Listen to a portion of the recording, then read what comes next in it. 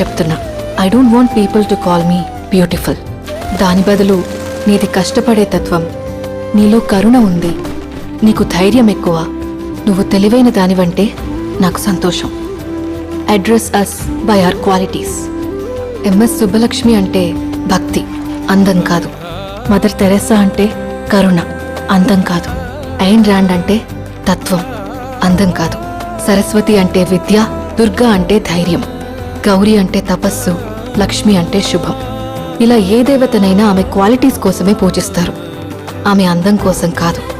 నీ గుణాలే నీ సంతకమవుతాయి, నీ అందం కాదు.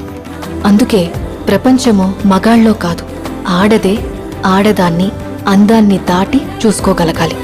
అలా అందాన్ని దాటి చూస్తే ఆడదానిలో ఒక సముద్రమే కనపడుతుంది, గుణాలతో నిండిన ఒక దేవతే దర్శనమిస్తుంది.